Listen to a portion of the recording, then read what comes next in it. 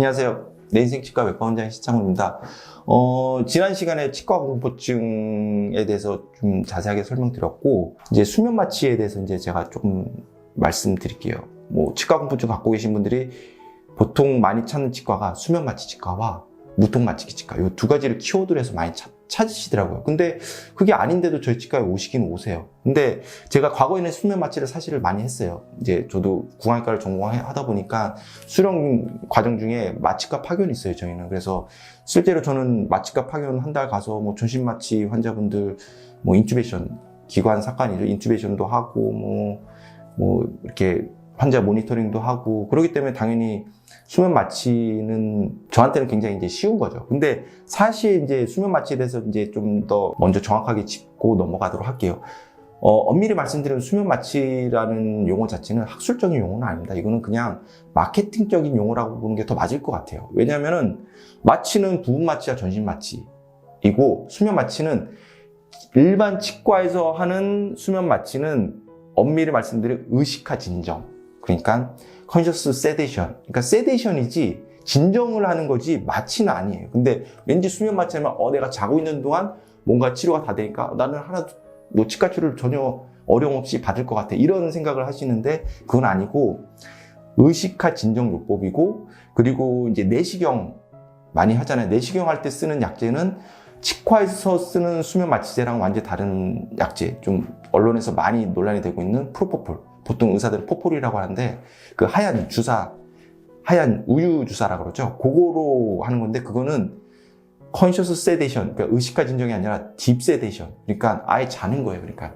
그건 진짜 말 그대로 자는 거고, 프로포폴은 전신 마취 유도제예요. 그러니까 굉장히 깊게 자기 때문에 마취 사고가 난다는 거는 이 치과에서 쓰는 그 수면 마취제로 나기가 좀 많이 힘들고, 그 내시경 하는 그 약제 하얀 주사제는 용량을 과다하게 한다든지 하면은 마취 사고가 날 수도 있습니다. 그렇기 때문에 좀 더 위험하죠. 그래서 치과에서는 제가 알기로는 전신 마취하는 치과, 그러니까 악교정 수술하는 치과라든지 이런 전신 마취 수술하는 치과 외에는 아마 이 약제를 쓰는 치과는 아마도 없을 거라고 생각이 듭니다. 그래서 검색하는 대부분의 수면 마취 치과는 다 이 의식화 진정 요법을 하고 있는데, 그 쓰는 약제는 졸피뎀, 다이에제팜, 미다졸람 이런 같은 계통 무슨 뎀 약제 중에서 미다졸람이라는 약제를 써서 보통 수면 마취를 하고 있죠. 근데 말씀드린 대로 자는 건 아니고 의식화 진정이기 때문에 치료하는 동안에 다 반응을 하세요. 저는 과거에 임플란트 할 때는 아주 간단한 임플란트를 할 때도 수면 마취를 다 했었어요. 근데 그렇게 하다 보니까 이제 어떻게 검색하시고 수면 마취 하니까 다른 치료 받으러도 수면 마취 되냐고 해서 오시는 분들이 계신데, 제가 그때 이제 수면 마취를 하면서 느낀 거는 이게 수면 마취를 하러 너무 무서워서 수면 마취를 하러 오셨는데, 수면 마취는 매번 할 수는 또 없거든요. 치과 치료가 한 번에 끝나는 게 아니지 않습니까? 가령 간단한 크라운 하나를 씌우더라도 크라운 할 때, 치아를 깎을 때 정도는 수면 마취를 할 수 있어요. 근데 이거를 끼울 때 또 수면 마취를 하고, 또 물리는 거 확인하고 그 다음에 이제 완제 붙일 때 또 수면 마취를 하고, 이렇게 매번 수면 마취를 할 수는 없거든요. 근데 이분이 엄청 무서워서 수면 마취를 하러 왔는데 첫날에 수면 마취를 해드렸고, 그 다음번에 왔는데도 제가 잘 이렇게 불안과 공포를 잘 조절하면서 했더니 치료를 잘 받으신 거예요. 그리고 그 다음번에는 다른 치료 받을 때는 수면 마취, 의식화 진정을 안 하셔도 다 잘 받으시는 거예요. 그러니까 이 환자분은 어떻게 보면 치과에 대한 경험이 바뀌시면서 치과가 그냥 그렇게 불편하긴 하지만 아주 힘든, 무섭고 공포스러운 건 아니네? 그러면서 그다음부터는 잘 받으시는 거예요. 그래서 어떤 분들, 그리고 수면 마취 하러 오셨다가 제가 잘 설득해서 이렇게 해서 제가 안 아프게 잘 해드릴 수 있어요 하고 확신을 드리고 치료를 하면은 또 잘 받으시는 거예요. 그러니까 정말 수면 마취가 필요하신 분은 제가 봤을 때는, 그 숫자로 봤을 때는 한 100명, 제가 1000명 이렇게 보면은 그 치과 공포증을 갖고 계신 분 중에서 한 명 있을까 말까인 거예요. 그러니까 그분들 위해서 제가 항상 이 수면 마취를 다른 분들까지 다 한다는 게 맞지 않다는 생각이 좀 들었어요. 그래서 과거에 이제 임플란트 할 때는 수면 마취를 항상 했다고 말씀드렸잖아요. 그리고 제가 이제 지금은 수면 마취를 안 하는 또 한 가지 이유는, 수면 마취를 해서 환자도 편해야 되지만 의사도 편해야 되는데 치료를 하다 보면 환자 협조가 요구될 때가 좀 많이 있어요. 요즘에 뭐 내비게이션 임플란트도 있어서 그냥 이렇게 뭐 좀 더 쉽게 할 수 있긴 하지만 수면 마취하면 의식화 진정이라고 했잖아요.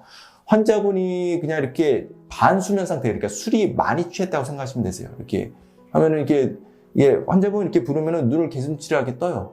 자고 있는 게 아니에요. 그러니까 환자분들이 이제 수면이라고 느끼는 이유는 그 기억을 못 한다 뿐이에요. 그러니까 술을 많이 드시면은 술 많이 드시고 술 드신 그 필름 끊기잖아요. 그 필름 끊긴 거랑 거의 효과가 같다고 보시면 되세요. 근데 치료할 때도 어떤 분들은 마치 술을 엄청 많이 드신 것 같은 그런 효과를 나타내시는 분들이 계세요. 그러니까 막 임플란트 수술하는데 벌떡벌떡 일어나세요.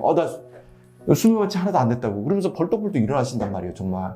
근데 그래가지고 약을 좀 더 주입을 해요. 그러면 이제 이분은 어떻게 보면 그 의식화 진정과 딥세데이션, 그러니까 깊은 진정 그 중간에 왔다 갔다 하는 그 경계에서 제가 시술을 하긴 해요. 근데 깬 다음에 여쭤보면 기억을 하나도 못 하신 거예요.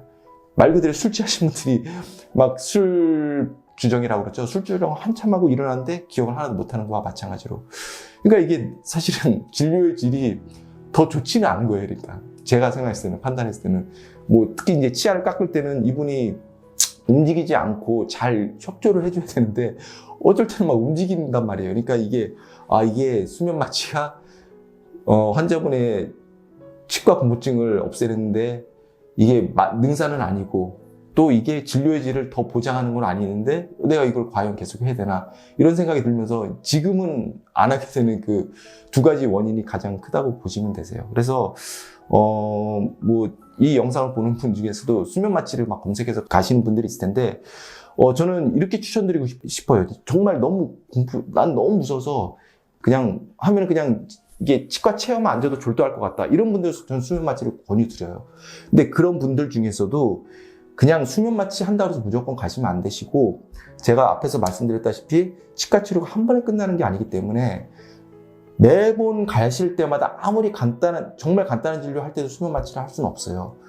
그러면 그 이후에 수면 마취를 안 할 때 이 의사분이 어떻게 좀 환자분을 세심하게, 섬세하게 치료를 해드리고 다루는지를 보는 게 중요하다는 거죠. 그래서 사실 그런 치과들이 찾기가 쉽지는 않아요. 뭐 제가 아는 치과 중에서는 뭐 이스타 치과의 신홍수 원장님 뭐 이런 분들은 뭐 수면 마취를 하시면서 치과 공포증에 좀 더 특화된 치과라고 할 수 있거든요. 뭐 이런 치과들 제가 아는 한도에서 말씀드리면 그렇습니다.